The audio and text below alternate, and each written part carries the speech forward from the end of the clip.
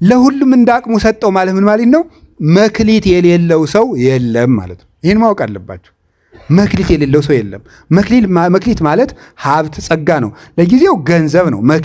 መክሊት ገንዘብ ከሆነ መጽሐፍ ቅዱስ ገንዘብ ነው። ሀብት ይሰጣችኋል፣ ጤና ይሰጣችኋል፣ አይምሮ ይሰጣችኋል። እናንተ ግን ገንዘብ ሲባል ሄደ በኤቲኤም የምታወጣው የተቆጠረ 10 ብር ነው የሚመስላችሁ። ክርስቶስ ጸጋ ያልሰጠው ሰው የለም። ማንም ሰው እዚህ ውስጥ ያለው ሰው በሙሉ በአጠቃላይ መክሊት አለው። አሁን ዛሬን የምነግራችሁ መክሊታችሁን ነው። መክሊት ማለት አንተ እርሻ ክፍል ነው ምናምን እያልኩ እነግራችኋለሁ ማለት አይደለም። አሁን በእርግጥ ማለት በእውነት ነው። አሁን ዛሬ የምነግራችሁን ነገር ከያዛችሁት መክሊታችሁን ታውቁታላችሁ፣ ትሰራላችሁ። እዚህ ላይ ስትሰሩ መክሊታችሁ ራሱ ይመጣል ማለት ነው። አሁን የምነግራችሁ ነገር ላይ ስትሰሩ መክሊታችሁ ያን ጊዜ ራሱ ይወጣል። በነገራችሁ ላይ ሰው ከኃጢአት ለመዳን ጽድቅን ለመስራት ብቸኛው ምርጫ ምን እንደሆነ ታውቃላችሁ? እግዚአብሔርን መውደድ። እንዴት ነው እግዚአብሔርን መውደድ የሚሆነው? ልክ እግዚአብሔርን የምትወዱት ከሆነ ለእግዚአብሔር ምን ማለት ነው? ዋጋ መክፈል። ለምሳሌ ሌሊት እግዚአብሔርን ተነስቶ ማመስገን፣ ዳዊት መድገም አንድ ነገር ነው። ተኝተ ማደር ሌላ ነገር ነው። በየቀኑ ውሸትና እውነት፣ ሐሰትና እውነት፣ ሌብነትና ምጽዋት፣ ዝሙትና ንጽህና፣ ጉቦ መብላትና ቅን መፍረድ፣ ዘረኝነትና አንድነት በየደቂቃው በየፌርማታው ለምርጫ ይቀርቡልሃል። የመምረጥ አቅም ያንተ ነው። በየሴንቲሜትሯ እነዚህ ምርጫዎች ይቀርባሉ። ሂዱ ተንቅሳው፣ ዝም ብለህ ባህር ዳር ዝም ብለህ ሄደህ በአስፓልቱ ዝም ብላችሁ በእግራችሁ ተራመዱ። ጥቂት ሜትሮች እንደተረመዳችሁ ኃጢአትና ጽድቅ ፊት ለፊት ይመጣሉ። እዩዋቸው፣ ፊት ለፊት ቆመው ይታያቸዋል። እግዚአብሔርን መርጠህ ካለፍክ አንተ እግዚአብሔርን ወደዋል ማለት ነው። ዝም ብለህ በየኢንተርኔቱ አንተ ኮሜንት እያደረግህ የምትሰድበው አይደለም ጵጵስና። እውነቴን ነው። ይሄ ጳጳስ ሌቦች ምናምን የሚያይ የለም። እዚያ ተቀምጠህ በ5 ብር ዳታ እሷ 5 መክሊት ያለውን ሰውዬ ስትሳደብ ትውላለህ። በጣም የሚያሳዝን ነገር ነው። እኔ ከልቤ ነው። በዚህ ዘመን በጣም የሚያሳዝነኝ ነገር የቤተ ክርስቲያን ማዕረግ መውረዱ ነው። አሁን ወደ ትምህርታችን እንመለስ። ለሁሉም እንዳቅሙ ሰጠው ማለት ምን ማለት ነው? መክሊት የሌለው ሰው የለም ማለት ነው። ይህን ማወቅ አለባችሁ። መክሊት የሌለው ሰው የለም። መክሊት ማለት ሀብት ጸጋ ነው። ለጊዜው ገንዘብ ነው። መክሊት የሚባለው 600 ዲናር የሚዘረዘር ነው። ምናልባት ወደ 1575 ሸክል ወይም ሰቅል ሊዘረዘር ይችላል። በእስራኤል ብር አንድ መክሊት ወደ 42.5 ኪሎ ግራም ሊመዝን ይችላል። በሚዛን ሲመዘን ማለት ነው። እንደዚህ አይነት ገንዘብ ነው። የገንዘብ ሚዛን ነው። ትልቅ የሚመዝን መክሊት ነው። ወርቁን ወቄት ደግሞ አንድ መክሊት 1700 ወቄት ወርቅ ሊሆን ይችላል። ወቄት እንግዲህ እንደዚህ ነው መለኪያው። ወቄት ይሄ ነው አይደል? አታውቁም? ወቄት የከተማ ሰው ብዙ አይገባውም። ገጠር ግን እኔ ገጠር ስላደኩ ይገባኛል። እናቶቻችን አንድ ወቄት አሻቦ አበድርኝ ይላሉ። አንዱ እስከምትገዛ ቅዳሜ ገበያ እስከሚመጣ በዚህ ሙሉ ማለት ነው። አንድ ቁንጥር አሻቦ ተዋውሰው ጫውን ነው አሻቦ የሚለው። ይችን ተበድረው ነው የሚኖሩ እናቶቻችን። ዛሬ ችግር ነው በጣም። አፍረትም የለም። ድሮ ድህነት አያሳፍር ምን የለ በቃ እንደዚህ ነው የሚኖሩት ተደጋግፎ። ስለዚህ እንዲህ ያለ መክሊት ማለት ገንዘብ ነው። ክርስቶስ ጸጋ ያልሰጠው ሰው የለም። ማንም ሰው እዚህ ውስጥ ያለው ሰው በሙሉ በአጠቃላይ መክሊት አለው። አሁን ዛሬን የምነግራችሁ መክሊታችሁን ነው። መክሊት ማለት አንተ እርሻ ክፍል ነው ምናምን እያልኩ እነግራችኋለሁ ማለት አይደለም። አሁን በእርግጥ ማለት በእውነት ነው። አሁን ዛሬ የምነግራችሁን ነገር ከያዛችሁት መክሊታችሁን ታውቁታላችሁ፣ ትሰራላችሁ። እዚህ ላይ ስትሰሩ መክሊታችሁ ራሱ ይመጣል ማለት ነው። አሁን የምነግራችሁ ነገር ላይ ስትሰሩ መክሊታችሁ ያን ጊዜ ራሱ ይወጣል። ከቃሉ ጋር ናችሁ? እግዚአብሔር ከሁላችን ጋር ይሁን። ስንት መክሊት የሰጠው አለ? በሉ እንጂ 5 መክሊት የሰጠው አለ። 5 መክሊት ምንድን ነው? 5ቱ የሙሴ መጻሕፍት። እስኪ በሉ ምን አላችሁኝ? የሙሴ መጽሐፍ። እሺ ለእናንተ እኩል ተሰጠዋል አልተሰጡም? እነዚህ በሉ ንገሩኝ እንጂ ተሰጥተዋል። ለእኔ ብቻ ነው አሁን 5ቱ? እነዚህ ማለት ኦሪት ዘፍጥረት፣ ዘጸአት፣ ዘሌዋውያን፣ ዘሁልቁና ዘዳግም እነዚህ ለእናንተ ጭምር አልተሰጡም? ሂደህ በ150 ብር ይህን መጽሐፍ ቅዱስ መግዛት አትችልም?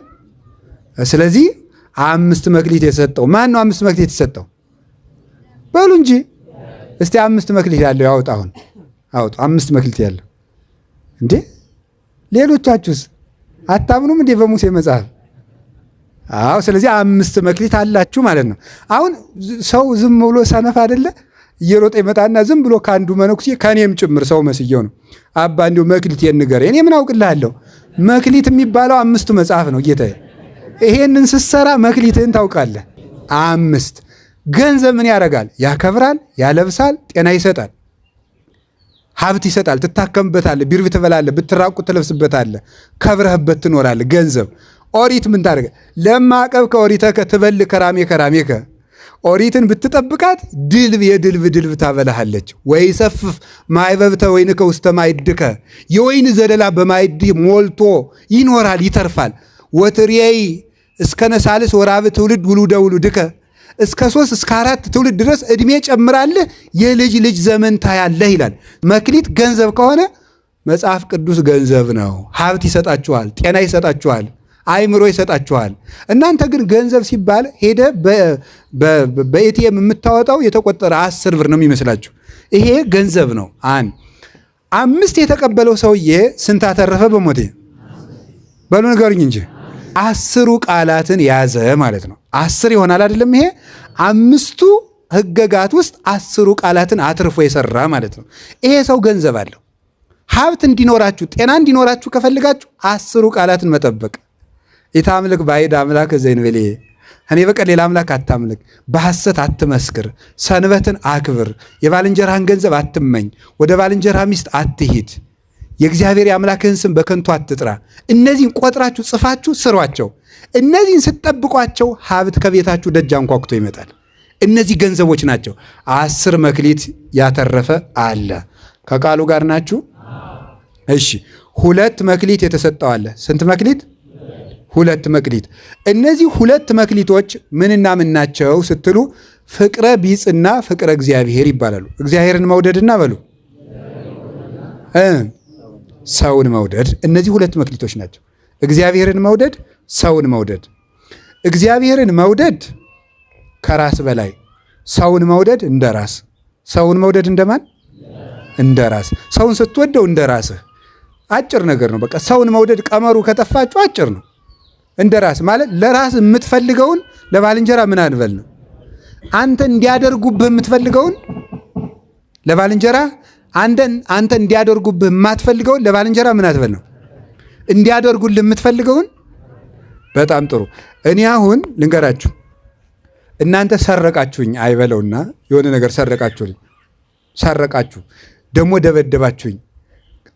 በቃ ይህንን አድርጋችሁ ሌላ ቀን ስትመጡ ምንም ችግር የለም ብላችሁ አትወዱኝም?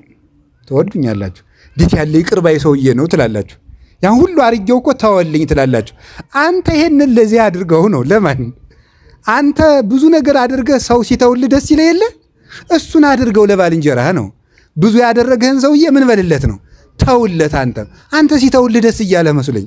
አንተ ደስ ካለ ለዚያ ሰውዬም ደግሞ ተውለት። ይሄንን ነው። ይሄ ሰውን መውደድ። ሲራክም ይላል የምታየውን ሰው ጠልተህ የማታየውን እግዚአብሔርን እወደዋለሁ ብትል አንተ ሐሰተኛ ነህ። ሰው የእግዚአብሔር መልክ ስለሆነ ማለት ነው። እግዚአብሔር መልክ ነው። ሰውን የሚወድ ሰው እግዚአብሔርን ይወዳል። ሰውን የሚጠላ ሰው እግዚአብሔርን ይጠላል። ስለዚህ ተመልከቱ። ወበእላ ክሌቲ ኤው ይሄ ስንት ጣት ነው? ይሄኛው እጅስ 5 ስንት ይመጣል? 10። በጣም ጥሩ። አሁን ይሄንን እጄን እዚህ ላይ በሰይፍ ብትቆርጡት 5ቱ ጣቶች ምን ይሆናሉ? ምን ይሆናሉ? በሉ እንጂ። እሺ ግራ እጄን ደግሞ በሰይፍ ቁረጡት 5ቱ ምን ይላሉ? አሁን ልብ በሉ እንግዲህ ልብ በሉ።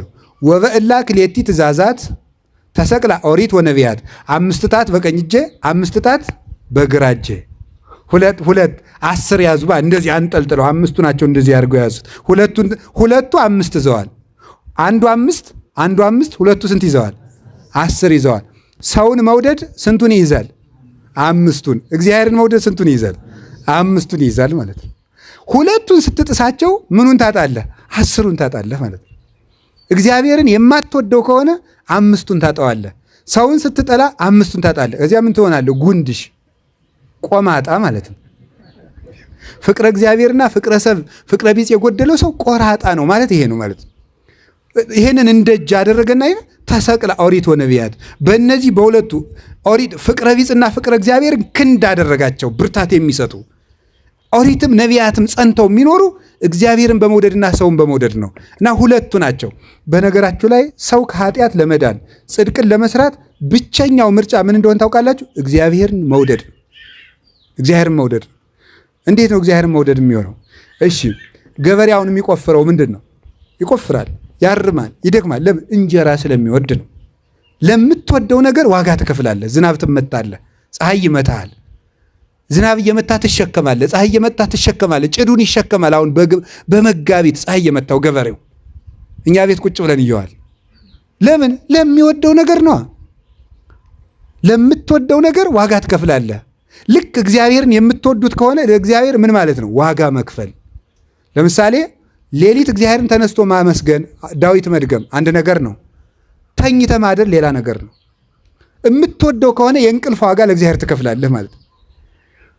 እግዚአብሔርን ማገልገል፣ እግዚአብሔርን ማመን ማለት የሚወዱት ነገርና እግዚአብሔር ለምርጫ ሲቀርቡ የምንወደውን ነገር ትተን እግዚአብሔርን መምረጥ መቻል ማለት ነው። ክርስትና ማለት የመምረጥ ብቃት ያለው ሰው ነው። ክርስቲያን ማለት መምረጥ የሚችል ይሄን ትቶ ይሄን የሚጸየፍ የሚያጸየፈውን ትቶ እግዚአብሔርን መምረጥ። በየቀኑ ውሸትና እውነት፣ ሐሰትና እውነት፣ ሌብነትና ምጽዋት፣ ዝሙትና ንጽህና፣ ጉቦ መብላትና ቅን መፍረድ፣ ዘረኝነትና አንድነት በየደቂቃው በየፌርማታው ለምርጫ ይቀርቡልሃል። የመምረጥ አቅም ያንተ ነው። በየሴንቲሜትሯ እነዚህ ምርጫዎች ይቀርባሉ። ሂዱ ተንቅሳው፣ ዝም ብለህ ባህር ዳር ዝም ብለህ በአስፓልቱ ዝም ብላችሁ በእግራችሁ ተራመዱ። ጥቂት ሜትሮች እንደተራመዳችሁ ኃጢአትና ጽድቅ ፊት ለፊት ይመጣሉ። እዩዋቸው፣ ፊት ለፊት ቆመው ይታያቸዋል። እግዚአብሔርን መርጠህ ካለፍክ አንተ እግዚአብሔርን ወደዋል ማለት ነው። እግዚአብሔርን መውደድ ሁለት መክሊት። ይሄ ሰው ስንት ያተርፋል? በሞቴ ንገሩኝ። በሁለት ያለው ስንት ነው የሚያተርፈው? አቤት 5 እንዳትሩ ወደ ጣቱ ሄዳችሁ። ሁለት መክሊት ያለው ሰውዬ ስንት ነው ያተረፈ? ከዛ ስንት ይኖረዋል? ሰውን የሚወድና እግዚአብሔርን የሚወድ ሰው አራቱን ወንጌልን ይይዛል ማለት ነው። ሰውን የሚወድ ሰውና እግዚአብሔርን የሚወድ ሰው አራቱን ወንጌሎች ፈጸማቸው ማለት ነው። በቃ ሌላ ምንም የለው። ይህን ስትይዝ ወንጌልን ፈጸምካት ማለት ነው። ሌላ ምንም የለው። እኔ ይገርማል እኮ ጌታ እንዲህ ያለ የዮሐንስ ወንጌል ምዕራፍ 13 ቁጥር 34 ላይ እንዲህ ብሏል።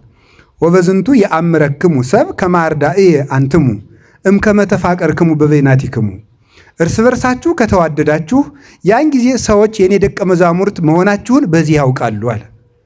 እርስ በርሳ በቃ የክርስቶስ ደቀ መዝሙር የመሆን ዋናው ምልክት እርስ በርስ መወደድ ነው። የክርስቶስ የመሆን ምልክት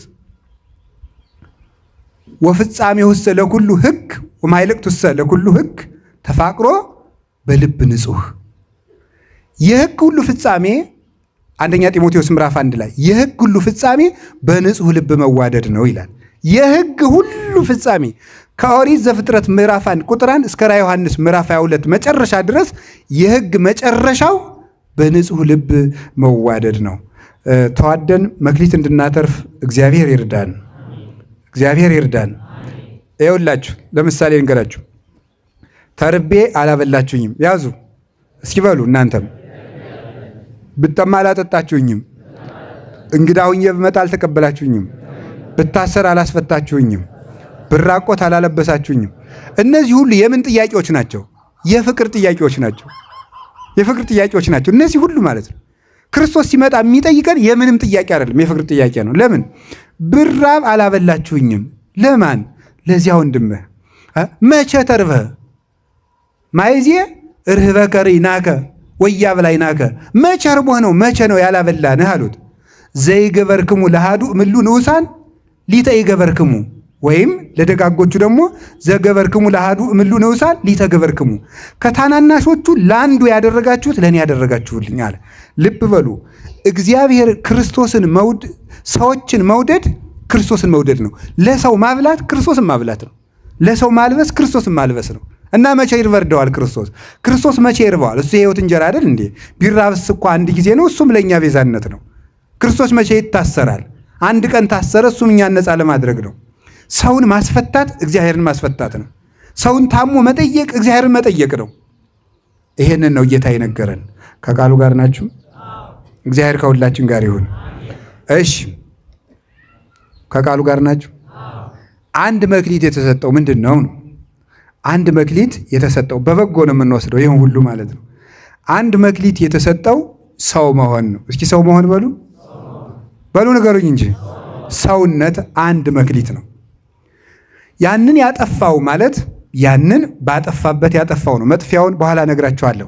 ሁለተኛ ትርጓሜ 5 መክሊት የሰጠው አለ። 5 መክሊት የሰጠው አለ። ልብ ብላችሁ ስሙ። 5 መክሊት የሰጠው አሉ። 5 መክሊት የተሰጠው ጳጳስ ነው። 5 መክሊት የተሰጠው ጳጳስ ነው።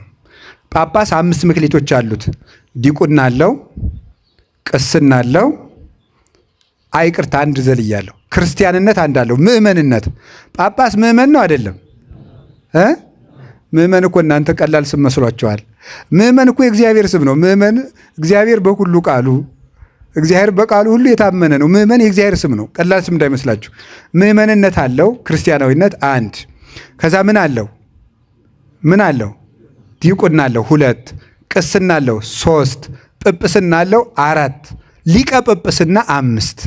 የሊቀ ጳጳስ ጸጋው 5 ነው። 5 መክሊቶች አሉት ማለት ነው። 5 ማትረፍ ማለት በጵጵስና ወርዶ ወጥቶ አስተምሮ ሌላ ጳጳስ የተካ ወይም እሱኑ ሙሉ የሰራበት ሰው ማለት ነው።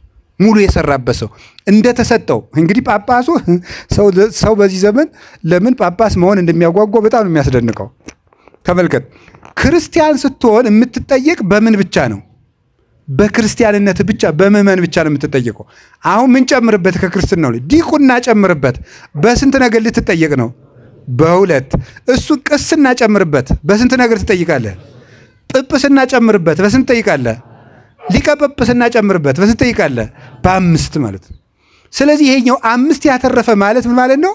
የሕዝብነት ስራ የሰራ በዚህም ያተረፈ፣ የዲቁና ትርፍ ያለው፣ የቅስና ትርፍ ያለው፣ ከዛ የጵጵስና ትርፍ ያለው፣ የሊቀ ጳጳስነት ትርፍ ያለው ፓትርያርኩ። እንግዲህ ይሄ ለዚህ ነው አባ መቃርዮስ የሚባል አባት ጳጳስ ሆኖ እናቴ ጳጳስ ሆንኩ እኮ ሲላት ሙተ ተገንዘ ባይህ ይሻለኝ ነበር አለችው። ለምን ሲላት ድሮ የምትጠየቅ በራስህ ኃጢአት ብቻ ነበር፣ አሁን ግን በሕዝብ ሁሉ ትጠየቃለህ ብላ ነበር የነበረችው ማለት ነው። ይሄ ሁሉ ጸጋ። 2 መክሊት ያለው ማን ነው? 2 መክሊት ያለው ማን ነው? ቄስ ነው። ምንና ምን አለችው? 2 መክሊት፣ ማስተማርና ማቁረብ። እስኪ በሉ አቤት። እሺ የጳጳሳቱንም ልጨምርላችሁ። አንድ ዙሪያ ያስተረጉምላችኋል። እዚያው ላይ ጨርሼው ልድ የጳጳሱ ሳይመ ዲያቆን፣ ሳይመ ቀሲስ፣ ሳይመ ጳጳስ፣ ማስተማር፣ ማቁረብ 5 ጸጋ አላቸው ማለት ዲያቆን መሾም፣ ቀሲስ መሾም፣ ጳጳስ መሾም። ጳጳሳትን የሚሾሟቸው እነማን ናቸው? ጳጳሳት እጃቸውን ጭነው ተሰብስበው። አንድ ጳጳስ መሾም አይችልም፣ ብዙ ጳጳሳት ከሌሉ እጃቸውን ተሰብስበው ጭነው ይሾሙታል። ስለዚህ ዲያቆን መሾም 1 መክሊት፣ ቄስ መሾም 2 መክሊት፣ ጳጳስ መሾም 3 መክሊት፣ ማስተማር 4ኛ መክሊት፣ ማቁረብ 5ኛ መክሊት። ይህ የጳጳሳት ነው። በሕዝብነት ሲሸለሙ፣ በዲቁና ሲሸለሙ፣ በቅስና ሲሸለሙ፣ በጵጵስና ሲሾሙ፣ በ5ቱ ሁሉ ሲሾሙ እንዴት ያለ ሀብት ነው! በአንጻሩ አንድ ጳጳስ ይህን ሁሉ ዞ ነው የሚንቀሳቀሰው። ለጳጳሳት ክብር እንዲኖራችሁ ነው። 5 መክሊት ዞ የሚዞር ነው። አሁን እኔ ብመጣ ቢያንስ 2 ይዤ እመጣለሁ። እሱንም በአግባቡ ከያዝኩት ነው። ጳጳስ ግን 5 ይዞ ነው የሚመጣና ጳጳስ ስታዩ እንደ ቀላል አትዩት። አሁንማ ሁሉ ዝክር እንዲያው በተለይ እንደ ባለ ሀብት ያለው ጳጳሳቱን ሁሉ ከተዋወቀ ትንሽ አንዱ ቤተ ክርስቲያን ላይ ጎደሎ ካለባቸው አባታቸው እኔ 1 ሚሊዮን ብር ሰጣና ቤተ ክርስቲያኑ ቶሎ ጨርሰዋል ይላሉ። እነሱ ደግሞ መቼስ ምዕመናን ማስደሰት ይገባል ብለው ዝክር ይሄዳሉ፣ ሄደው ይባርኩለታል። ኧረ እኔ ቄስ ቶ ጳጳሳት ነው የሚባርኩት የኔን ዝክር ይላል። አቤት ልዕልናው ማለት ኩራቱ። እኔ እኮ እና ከዚያ በኋላ እንደ ግል አጣኝ በቃ እኔ እኮ እንትናን አሁን ብፁዕ አባታችን ደውለውልኝ በቃ እንትን ክብሩ ማለት ነው። እንዲያውም በአጋጣሚ ቅድም ከብፁዕ አባታችን ጋር ሳወራ ነበር ይላል። ያችኑ ደግሞ እንደ ክብር ቆጥሯት ማለት ነው። እንደዚያ ከምታደርጉ ጳጳሳትን ክብር መስጠት። አሁን አውሮፕላን አዲስ አበባ ኤርፖርት እያየው ነበር። እንደ ሰው ተሰልፈው ወረፋ ሲጠብቁ እኔ አካላቴን የሚያልቀው ቢያሳልፋቸው ምን አለ? ቢሳፈሩ ቅድሚያ ቢሰጣቸው ክብር መስጠት አለባቸው። ይሄ 5 ፍሬ ይዞ ነው እኮ ከቤታችሁ የሚመጣ። ሲንቀሳቀሱ መስቀል እንዲያድርገው ሲባርኩ ኦ እግዚኦ አድኅን ሕዝበከ ወባርክ ርስተከ ሲሉ በ5 ጸጋ ነው የሚባርኩኝ። ለነዚህ ክብር አይገባቸውም? ይገባቸዋል፣ ይገባቸዋል። ይሄን እንድታውቁ ነው። ዝም ብለህ በየኢንተርኔቱ አንተ ኮሜንት እያደረግህ የምትሰድበው አይደለም ጵጵስና። እውነቴን ነው። ይሄ ጳጳስ ሌቦች ምናምን የሚያይ የለም። እዚያ ተቀምጠህ በ5 ብር ዳታ እሷ 5 መክሊት ያለውን ሰውዬ ስትሳደብ ትውላለህ። በጣም የሚያሳዝን ነገር ነው። እኔ ከልቤ ነው። በዚህ ዘመን በጣም የሚያሳዝነኝ ነገር የቤተ ክርስቲያን ማዕረግ መውረዱ ነው። መንግስት ቢያወርደው መናፍቃን ቢያወርዱት ይደንቃል። እኛ አውረደ ነው አላቀድምን። አባቶቻችን እያቃለል ሰድበን ለሰዳቢ የምንሰጣቸው እኛው ነን። ክብር እንስጣቸው። ሁሉንም ነገር አውቀን እንጠቀምበት። አናቅለው ማለት ነው። 2 መክሊት ያለው ምንድን ነው? ቄስ። የቄስ መክሊቱ 2 ነው። 1 ምን ማድረግ? ማስተማር። 2 ምን መክሊት አለው? ማቁረብ አለው። 2 መክሊቶች አሉት። ያስተምራል፣ ያቆርባል። እማያስተምር ንስሐ አባት ካላችሁ የንስሐ አባት ስብሰባው ላይ ተሰብስባችሁ ወይ ይልቀቁን ወይ ያስተምሩ በሏቸው። ቀልድ የለም። እየመጣ ዝም ብሎ ዛሬ አቦ ነው ነገ ተክለ ሃይማኖት ነው እያለ ዝክር ሊባርክ አይደለም። ይሄ የተሰጠው ሊያስተምር ነው። ወንጌል የማያስተምር ንስሐ አባት በቃ መልቀቅ ነው ያለበት፣ ህዝቡን ማስተማር አለበት። እናንተም በቃ ሲያስተምራችሁ ጆሮአችሁን አትከኩ፣ ተማሩ። ችግር የለም የሚላችሁ ችግር የለም የሚል አባት አይደለም። የወር አበባ ሁኜ ነበር እንደው ልገባ እንደው በቃ ቅርብ ግቢ ዝም ብለሽ ችግር የለም እንዳይከፋት ማለት ነው። ምክንያቱም ሌላ ጊዜ ወይ በገዝታ ወስዳለታለች ወይ ካባ ገዝታለታለች። ስለዚህ የእሷን ኃጢአት ቀለል ያደርግላታል ማለት ነው። ማስተማር ንስሐ አባት መምህር ነው፣ ያስተምራል። እንዲያውም አንድ ንስሐ አባት 12 ልጆችን ብቻ ነው መያዝ የሚችለው እንደ ሕጉ። 12ቱን ይዞ 12ቱን ሌት ተቀን ስራው እሱ ነው። ልጆቹን ሕፃናትን ማሰየ ብሎታል። ጠቦቶችን ጭምር የንስሐ ልጆቹን ሕፃናቱ ጭምር ተማረ አልተማረ ብሎ የማስተማር ግዴታ አለበት። በአንጻሩ ሙሉ የዓመት ወጩን የሚሽሩለት እነማን ናቸው? ንስሐ ልጆቹ ናቸው። አሁን ያን የሚያደርግ ስለሌለ ቄሱ መተዳደሪያ ሲያጣ ቢዚ ይሆናል። ለራሱ ሲል አልገኝም ይላል። ከዚያ ምን ይላል ደግሞ ህዝቡ? አይ እኔ አባቴ ብዙ ደስ አይሉኝም ሲሆን ደውለው መፈለግ ነበረባቸው። ካልሆነ እኮ ደውዬም አላገኛቸው ይላል። እንዳንተ እኮ መተዳደሪያ ይፈልጋል፣ ይቸግረዋል። ወዲህ ይቀድሳል፣ ወዲህ የሰው ብሶት ይሰማል። ሰው ጎበስ የአንዲት ሚስቱን አመል መስማት አቅቶት ሰልችታው እንዴ የ50 ሴት የ50 ንስሐ ልጅ አመል መስማት እንዴት ያለ ችግር ነው እንዴ! የአንድ ሚስት ንዝንዝ እኮ ይከብዳል።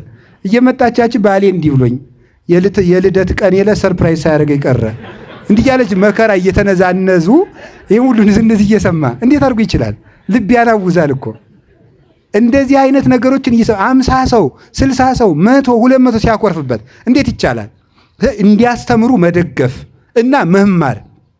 ንስሐ አባቶቻችሁ ከቤት ሲመጡ 2 የመጽሐፍ ቅዱስ ቃል ካልነገሯችሁ ማድረግ ያለባችሁ ምንድን ነው? ወሬ አታውሯቸው፣ ፖለቲካ አትሩ። ንስሐ አባቶቻችሁ ጋር ከንስሐ አባቶቻችሁ ጋር ቀልድ አትቀልዱ። ንስሐ አባታችሁን ይዛችሁ መሸታ ቤት አትጋብዙ። ማድረግ ያለባችሁ ምንድን ነው? እዚያው የሚጠጣ ቤታቸው ገብስ ጠምቃ ሚስታቸው እንድታጠጣቸው ገብሷን መግዛት። አትጋብዙ ንስሐ አባታችሁን። እኔ የምነግራችሁ ነው። ጨዋታ አትግጠሙ፣ ቀልድ አትግጠሙ። ሰው አብሮ የተጫወተው ነገር ይቀልበታልና ነገ እናንተን ለመምከር ይሸማቀቃል። ያረባ ቃላትን ሲጫወት ስለለመደ ማለት ነው። ስለዚህ ምንድን ነው የምታደርጉት? ቤታችሁ ሲመጡ አባታችን 2 ቃል ያስተምሩን፣ 2 ቃል በሉ። ከዚያ እሱም ነገ ከንስሐ ልጆቹ ቤት ሲሄድ ደህና ዋላችሁ ብቻ ለማለት አይሄድም። 2 ቃላትን የክርስቶስን ቃል የክርስቶስን ወንጌል የክርስቶስን ቃል ይዞ የማይመጣ ንስሐ አባት የሚጠቅመን ነገር የለውም። ማስተማር እንደገና ምንድን ነው? ማቁረብ በሉ እንጂ በሉ ጨምሩ። ማቁረብ በጣም ጥሩ። አንድ ዶክተር አለ። ያ ዶክተር ሄዳችሁና ኃጢአታችሁ ማን ነው ይቅርታ በሽታችሁን ነገሩት። ይቆርጠኛል ይፈልጠኛል አልከው ሄደ።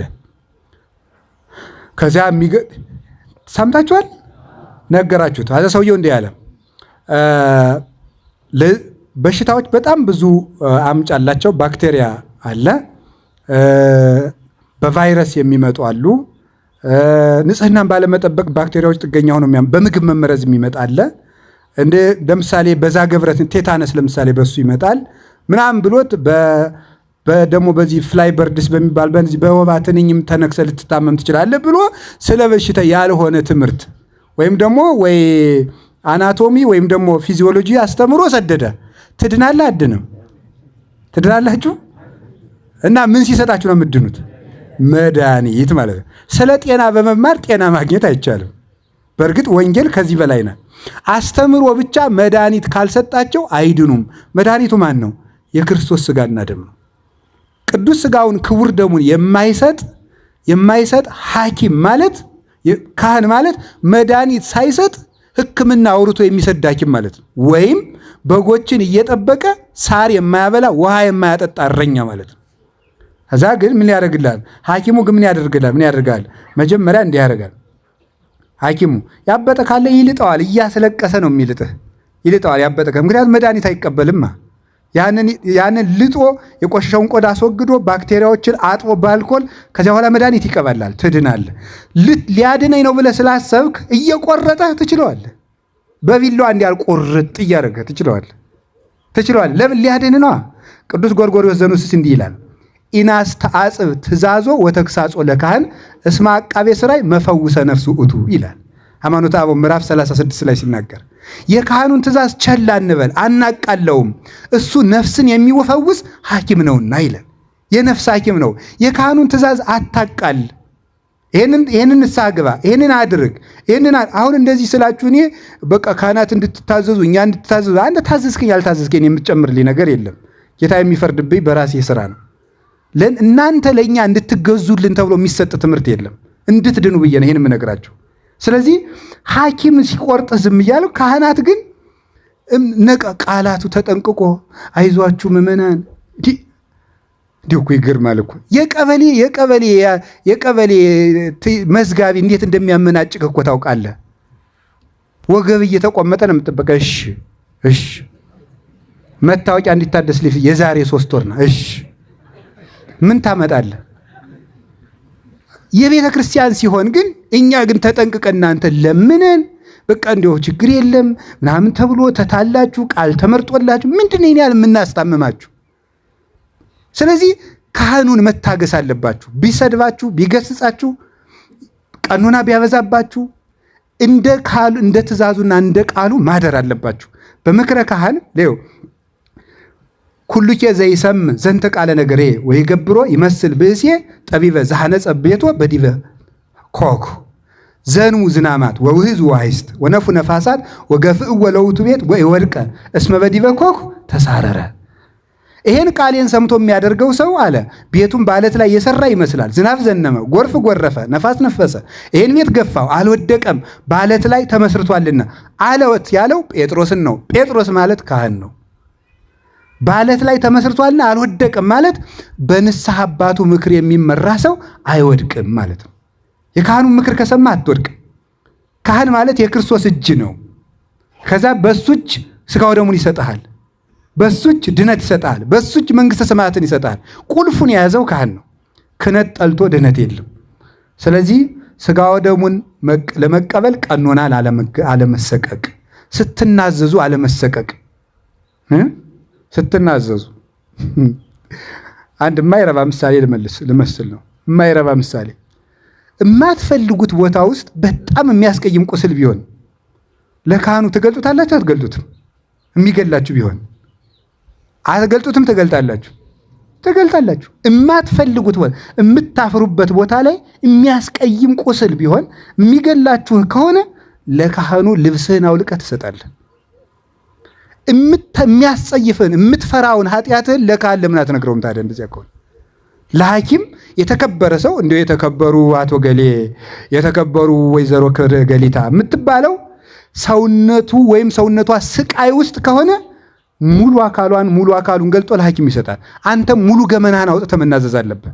ለካህን ስትናዘዙ አትፍሩ። ዛሬውኑ ሂዳችሁ መናዘዝ አላችሁ። የላችሁም? አላችሁ። አንድ የተሰጠው ዲያቆን ይባላል። አንድ መክሊት የተሰጠው ዲያቆን ናት። የዲያቆን ጸጋው ተልእኮ ትባላለች። መላላክ ማለት መላላክ የህዝቡን ወደ ማን? ወደ ካህኑ፣ የካህኑን ወደ ህዝቡ ይላላካል ማለት ተላላኪ ነው። ዲያቆን ያችኑ ቀበራት ማለት ትዕቢት ናት።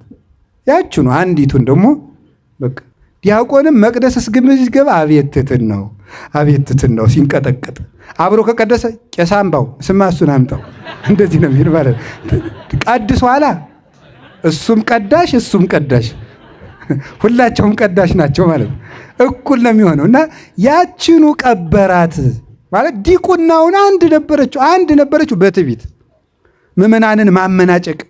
ጸበል ስጠኝማ ዲያቆን ዝም በያች አጣቷ ላይ ያለውን 3 የወርቅ ቀለበት ከሆነ አመጣለሁታል ይቆይ ይላቸዋል ማለት ነው።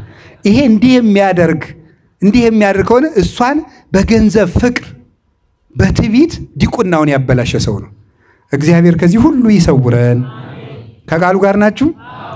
ሌላ 5 መክሊት የተሰጠው ሁላችንም በሉ አቤት 5 መክሊት ማለት 5 ሕዋሳት በሉ